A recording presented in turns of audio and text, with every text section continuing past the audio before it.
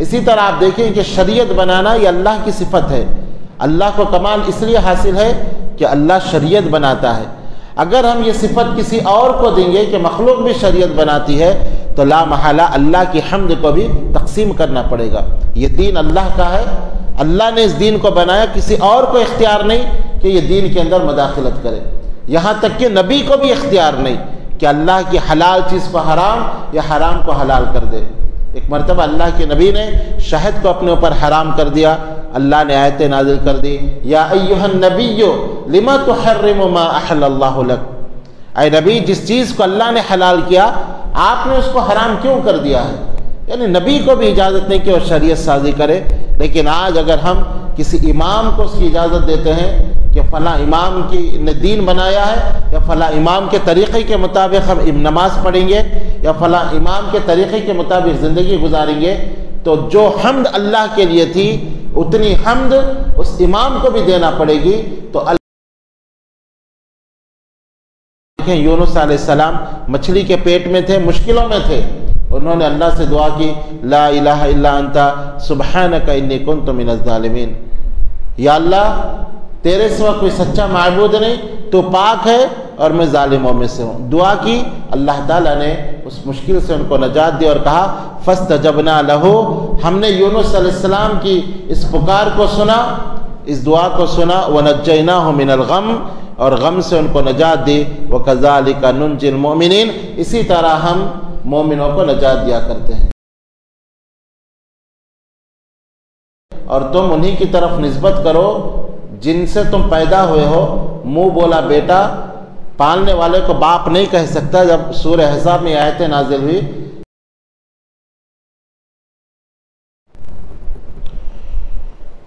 بسم اللہ الرحمن الرحیم، الحمد للہ رب العالمین والصلاة والسلام علی رسولہ الکریم، اما بعد. اللہ تعالیٰ کی فضل و کرم اور اس کی توفیق سے سورہ فاتحہ کی تفسیر چل رہی ہے. پچھلے دروس میں الحمدللہ کی تفسیر ہوئی کہ الحمدللہ کا معنی ہر قسم کی تعریف اللہ کے لیے ہے، ہر قسم کی تعریف کا مستحق صرف اللہ کی ذات ہے. تو یہ الحمدللہ قرآن کی سب سے پہلی عبادت ہے جس کا اللہ تعالیٰ نے قرآن میں ذکر کیا ہے. اور اللہ تعالیٰ کیوں ہر قسم کی حمد کا مستحق ہے؟ اس لیے کہ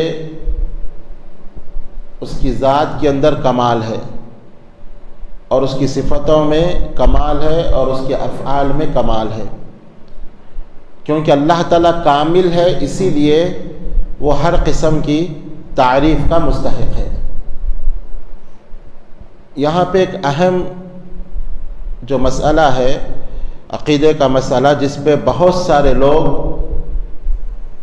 بلکہ امت محمدیہ کے اکثر لوگ گمراہ ہو چکے ہیں، وہ یہ کہ اللہ کی صفتیں کسی اور کو دیتے ہیں. تو یہاں یہ بات ذہن میں رکھیں کہ اللہ تعالیٰ کی حمد ہے اس کی صفتوں میں کمال کی وجہ سے. اگر اللہ کی صفتیں ہم کسی غیر کو دیں گے تو اللہ کی حمد کو بھی تقسیم کرنا پڑے گا، اور پھر جو کمال اللہ کے لیے ہے وہ کمال کے اندر نقص ہو جائے گا، جو حمد اللہ کے لیے وہ حمد کے اندر نقص ہو جائے گا. جیسے کل مثال دی گئی تھی کہ اللہ کی ایک صفت ہے کہ وہ رزاق ہے، روزی دینے والا ہے، اور اللہ کی تعریف اس لیے ہے کہ وہ اپنی صفت میں وہ کامل ہے، وہ سب کو روزی دیتا ہے. اگر ہم اللہ کی صفت کو کسی غیر کی طرف منسوخ کرتے ہیں کہ فلاں بزرگ بھی یا فلاں ولی بھی روزی دیتا ہے، تو اس کا مطلب یہ ہوگا کہ اللہ کی حمد میں بھی تقسیم کرنا پڑے گا. جتنی روزی وہ بزرگ دیتا ہے اتنی حمد اس کے لیے بھی ہوگی. پھر اللہ کے لیے کہ صرف اللہ کے لیے تعریفیں ہیں، اس کے اندر نقص ہو جائے گا، کیونکہ روزی اللہ بھی دیتا ہے اور روزی فلاں بزرگ بھی دیتے ہیں، فلاں پیر بھی دیتے ہیں. تو پھر تعریف اللہ کے لیے نہیں ہوگی بلکہ تعریف اس پیر کے لیے بھی ہوگی، اس لیے کہ اللہ بھی روزی دیتا ہے، وہ پیر بھی روزی دیتے ہیں. تو گویا ہم نے حمد کو تقسیم کر دیا. جو اللہ کے لیے ہونا تھا ہم نے کسی مخلوق کے لیے بھی اس کو ثابت کر دیا۔ اسی طرح آپ دیکھیں عالم الغیب اللہ کی ذات ہے، اگر ہم یہ کہیں کہ فلاں نبی بھی غیب کا علم رکھتے ہیں اور فلاں ولی بھی غیب کا علم رکھتے ہیں تو اس کا مطلب یہ ہوگا کہ ہم نے جو حمد خاص اللہ کے لیے تھے اس کو تقسیم کر دیا اور فلاں نبی کے لیے بھی حمد ہو گئی اور تعریف ہو گئی۔ اسی طرح آپ دیکھیں مشکل کشا، مشکلیں دور کرنا یہ اللہ کی صفت ہے۔ اگر ہم کسی اور کے بارے میں یہ عقیدہ رکھیں کہ فلاں ولی اور بزرگ بھی مشکلوں کو دور کرتے ہیں، فلاں نبی بھی مشکل کشا ہے، تو اس کا مطلب یہ ہے کہ فلاں ولی اور نبی بھی حمد کے مستحق ہو گئے۔ اور یہ عقیدہ، یہ قرآن کی آیت غلط ہو گئی کہ الحمدللہ، ہر قسم کی تعریف صرف اللہ کے لیے ہے، کیونکہ وہ جو اللہ کے کام ہے وہ بزرگ بھی کر رہے ہیں، تو اللہ کے لیے کہاں ہر قسم کی تعریف رہی، بلکہ وہ بزرگ کے لیے بھی ہر قسم کی تعریف ہوگی۔ تو آپ دیکھیں کہ اکثر مسلمان جو اپنے آپ کو مسلمان کہتے ہیں، یہ قرآن کا جو پہلا عقیدہ اللہ نے دیا تھا اسی کے اندر وہ گمراہ ہو گئے، بھٹک گئے۔ جو صفتیں اللہ کے لیے تھی وہ صفتیں کسی اور کو دیے، تو پھر لا محالہ اس کا نتیجہ یہ نکلا کہ جو حمد اللہ کے لیے خالص تھی وہ حمد ہم نے کسی اور کو دی۔ اللہ تعالیٰ خود قرآن میں فرماتا ہے اَمَّن يُجِيبُ الْمُضْطَرَّ إِذَا دَعَاهُ وَيَكْشِفُ السُّوءَ، کہ کون ہے جو تمہاری پریشانیوں کو دور کرے، مضطرب اور بے چین دلوں کی فریاد کو سنے، کون ہے جو تم سے مصیبتوں کو دور کرے، کہ اللہ کے علاوہ کوئی اور ہے؟ یہ ہمارا عقیدہ ہے۔ لیکن آج اپنے آپ کو مسلمان کہنے والا یہ کہتا ہے فلاں ولی بھی مشکل کشا ہے، فلاں بزرگ بھی مشکلوں کو دور کرتے ہیں، تو پھر قرآن کی اس آیت کا وہ انکار کرتا ہے الحمدللہ رب العالمین۔ زید بن حارثہ رضی اللہ عنہ کے بارے میں آتا ہے، جو نبی اکرم صلی اللہ علیہ وسلم کے منہ بولے بیٹے تھے اور غلام تھے، لیکن اللہ کے نبی نے ان کو بیٹا بنا لیا تھا، اور لوگ زید بن محمد کہا کرتے تھے، اللہ کے نبی کے چہیتے تھے۔ لیکن جب قرآن کی آیت نازل ہوئی کہ محمد صلی اللہ علیہ وسلم کسی مرد کے باپ نہیں ہے اور تم انہی کی طرف نسبت کرو جن سے تم پیدا ہوئے ہو، منہ بولا بیٹا پالنے والے کو باپ نہیں کہہ سکتا، جب سورہ احزاب میں آیتیں نازل ہوئی تو زید بن حارثہ ان کو کہا جانے لگا۔ کفار مکہ نے ایک مرتبہ ان کو پکڑ لیا کہ یہ اللہ کے نبی کے چہتے ہیں، ان کو تکلیف دو تاکہ نبی کو تکلیف پہنچے، تو پکڑ لیا اور ان کو قتل کرنا چاہا، تو انہوں نے اللہ کو پکارا اور کہا یا ارحم الراحمین، اے سب سے زیادہ رحم کرنے والے مجھ پہ رحم فرما۔ تو آسمان سے ایک آواز آئی کہ اس کو قتل نہ کرو، ایک فرشتے نے آواز دی، اس کافر نے اس آواز کو سنا لیکن پھر بھی قتل کرنے کے لیے آگے بڑھا، تو جیسے ہی آگے بڑھا وہ خود قتل ہو گیا، یعنی اس فرشتے نے اس کافر کو قتل کر دیا۔ یہ ہے مشکل کشائی کہ زید بن حارثہ نے اللہ کو پکارا، اللہ تعالیٰ نے مدد کی اور وہ کافر قتل کر دیا گیا۔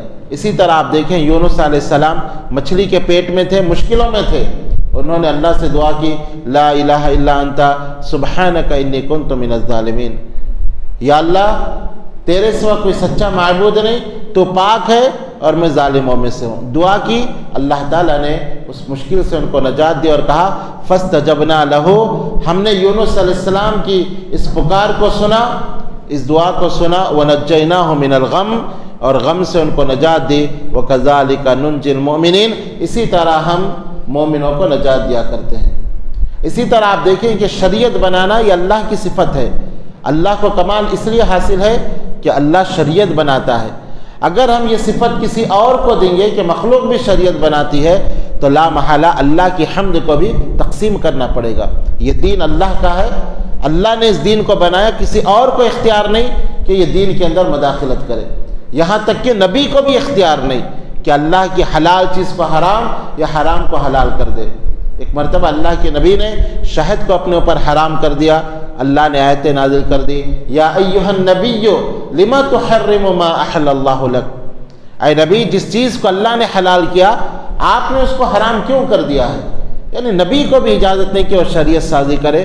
لیکن آج اگر ہم کسی امام کو اس کی اجازت دیتے ہیں کہ فلاں امام کی نے دین بنایا ہے، یا فلاں امام کے طریقے کے مطابق ہم نماز پڑھیں گے، یا فلاں امام کے طریقے کے مطابق زندگی گزاریں گے، تو جو حمد اللہ کے لیے تھی اتنی حمد اس امام کو بھی دینا پڑے گی، تو الحمدللہ کا معنی غلط ہو جائے گا۔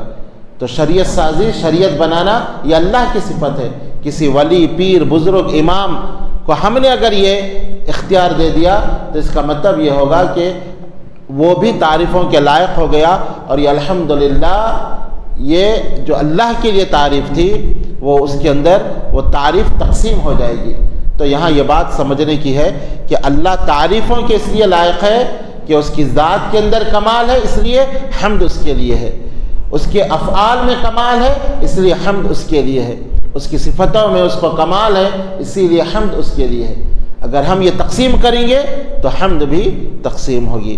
اللہ تعالیٰ سے دعا ہے کہ قرآن کو صحیح معنوں میں سمجھنے کی ہمیں توفیق عطا فرمائے۔